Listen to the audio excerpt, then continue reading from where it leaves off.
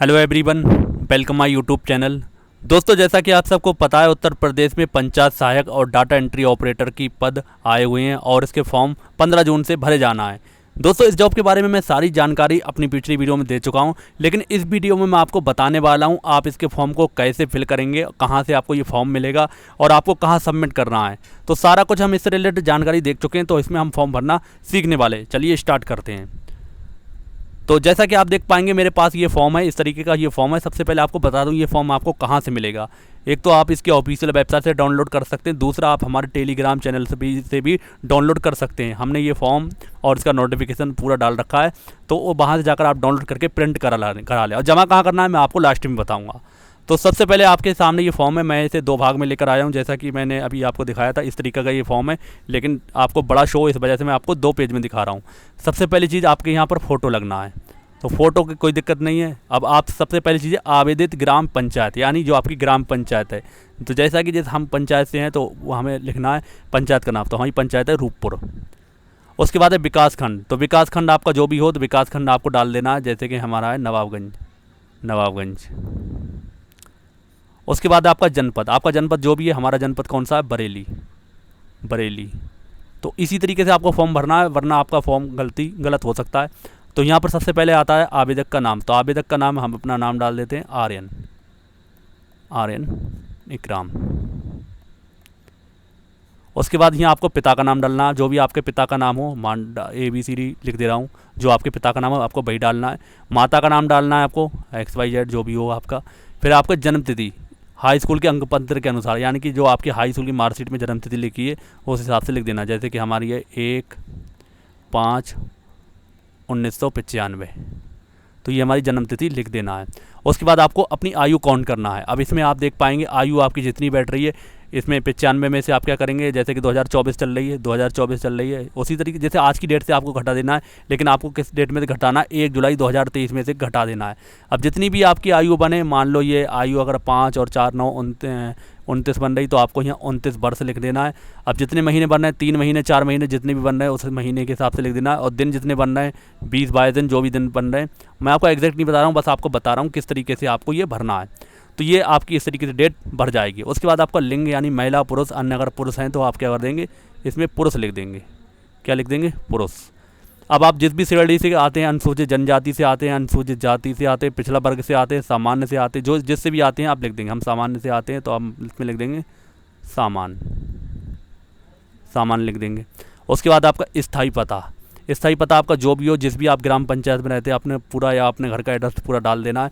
पत्र व्यवहार का पूरा पता, जहाँ पर आप इस समय में रह रहे हैं। मान लो कुछ लोग ऐसे हैं कि पढ़ाई करने के लिए शहर आ जाते हैं, वैसे तो गांव के होते हैं लेकिन शहर में आ जाते हैं, तो आपको अपना पत्र व्यवहार का पूरा पता डालना है। यहाँ पर आप अपना नंबर यहाँ पर लिख देंगे, जो भी आपका नंबर हो इस तरीके से आप फिल कर देंगे। अब यहाँ से आपकी योग्यता आ जाती है, शैक्षिक योग्यता आपको इसमें फिल करना है। सबसे पहले आपको परीक्षा का नाम भरना है, फिर आपको बोर्ड भरना है, फिर आपको विषय भरना है, फिर पूर्णांक, फिर प्राप्तांक, फिर श्रेणी, प्रतिशत। जैसे कि नंबर 1 हमने लिखा क्रम संख्या, तो आपको लिखना है सबसे पहले 10th क्लास या हाई स्कूल लिख देना है। यहाँ लिख देना हाई स्कूल। बोर्ड कौन सा है, यूपी बोर्ड। जो भी आपका बोर्ड हो, ऐसा नहीं है कि मेरा यूपी बोर्ड है तो आपका भी यूपी बोर्ड। विषय आपके पास जितने हैं, तो आप छोटा करके आप जितने भी विषय लिख सकें, हिंदी अंग्रेजी जो भी आपके पास विषय हैं आप विषय लिख दें। हिंदी अंग्रेजी जो भी आपके पास हाई स्कूल में विषय रहे। पूर्णांक कितने तक का होता है, तो 600 का यूपी के अंदर पूर्णांक होता है। प्राप्तांक जितने आते हैं, तो हमारे आए थे 483। उसके बाद श्रेणी आपको प्रथम, जितना आपका प्रतिशत बने उसने प्रतिशत लिख देना। फिर उसके बाद आपको नंबर 2 लिखना है। इसके बाद आपका इंटरमीडिएट लिखना है। अभी जो भी आपका बोर्ड हो, यूपी बोर्ड है तो यूपी बोर्ड लिख देंगे, यूपी बोर्ड। इसमें भी आपको अपने सब्जेक्ट भरना है, हिंदी अंग्रेजी गणित फिजिक्स भौतिक विज्ञान रासायनिक विज्ञान जो भी हो आपके पास सब लिख देना है। और इसमें पूर्णांक 500 का होता है। और जो हमारे आए थे इसमें लगभग आए थे 353। इसमें भी प्रथम श्रेणी और आपका जो प्रतिशत हो उस हिसाब से आपको फिल कर देना है। उसके बाद आपने अगर आपने ग्रेजुएशन कर रखा है, जैसे कि जो भी ग्रेजुएशन है, मान लो आपने BSc कर रखी है, BCom कर रखा है, तो सबसे पहले BSc लिखेंगे। और जिस बोर्ड से है जिससे है तो उसी हिसाब से, जैसे MJP RU से चल रहा है, MJP RU जो कि बरेली की यूनिवर्सिटी है, तो आपके पास जो भी विषय रहे हों विषय भरेंगे, पूर्णांक जितने का होगा पूर्णांक भरेंगे, जितने आपने प्राप्त किए उतने भरना है। आपकी जो कैटेगरी है प्रथम है, श्रेणी आई, सेकंड श्रेणी आई, उस हिसाब से भर देना है और परसेंटेज आपको अपनी इसमें फिल कर देना है। तो इस तरीके से आपको ये प्रॉपर भरना, वरना आपका फॉर्म गलत हो जाएगा, जो मैंने आपको तरीका बताया है। अब आपको क्या करना है, इसके आगे आना है। अगर आप कहीं पर जॉब कर रहे हैं तो आप अपना क्या करेंगे, यहाँ पर लिख देंगे अपना जो कार्य कर रहे हैं, तो उसका अनुभव लिखेंगे, कितने वर्ष का आपका एक्सपीरियंस है, 3 साल, 1 साल या जो जितना भी है, 6 महीने का, जितने भी है आप इसमें लिख देंगे। उसके बाद आप लिखा कोविड-19 से मृत व्यक्ति के परेशान के रूप में आवेदन किया जा रहा है। यानी अगर आपका कोई भी रिलेटिव, आपके घर में से कोई भी सदस्य की मौत अगर कोविड से हो गई है तो आप, अगर हो गई है तो हाँ करेंगे, अदरवाइज़ आप नहीं करेंगे। नहीं कर देंगे तो आपको इसमें कुछ नहीं भरना है। अगर आप यहाँ पर हाँ करेंगे तो आपको जो मृतक कोविड के थ्रू जिसकी मौत हुई है उसका नाम लिखेंगे। आवेदक का मृतक से संबंध लिखना है। मान लो आपके घर से अगर किसी की मौत हो गई है तो आपको उसमें बताना है पति थी, पत्नी थी, पुत्र था, जो भी था, आपको अपने उस पर टिक कर देना है। मृत्यु की तिथि आपको अगर प्रमाण पत्र है तो आपको उसका नंबर डालना पड़ेगा, जो मृत्यु प्रमाण पत्र होता है तो उसका आपको यहाँ पर लिख देना है। तो ये सारा आपका फॉर्म पूरी तरीके से फिल हो जाएगा। फिर यहाँ से आपका घोषणा पत्र स्टार्ट हो जाता है।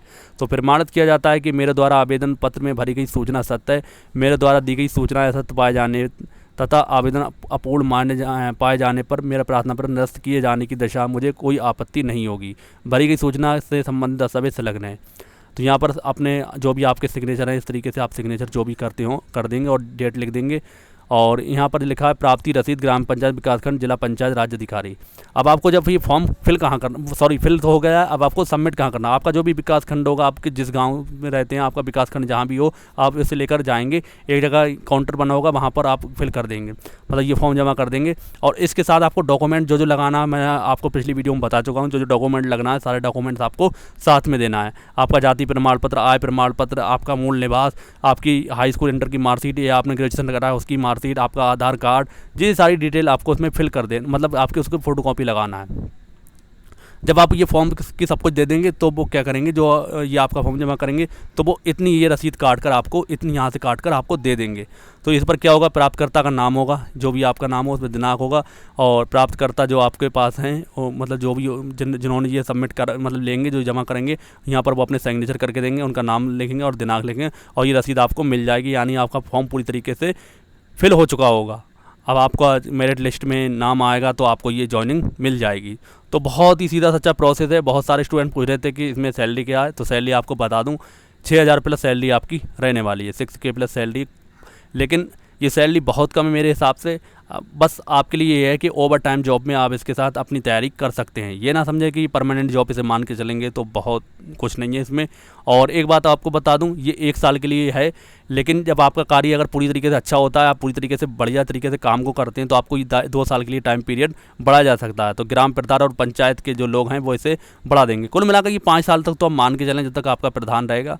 तो इस तरीके से ये सारा प्रोसेस, इसके फॉर्म भरे जाना है। आई होप आपको कोई भी कन्फ्यूज़न नहीं होगा, कैसे फॉर्म भरना है, कैसा क्या करना है, सारा कुछ आप जान चुके होंगे। तो उम्मीद है जानकारी पसंद आई होगी, तो वीडियो को शेयर ज़रूर कर दें। मिलते हैं दोस्तों अगली वीडियो में, तब तक के लिए जय हिंद, जय भारत।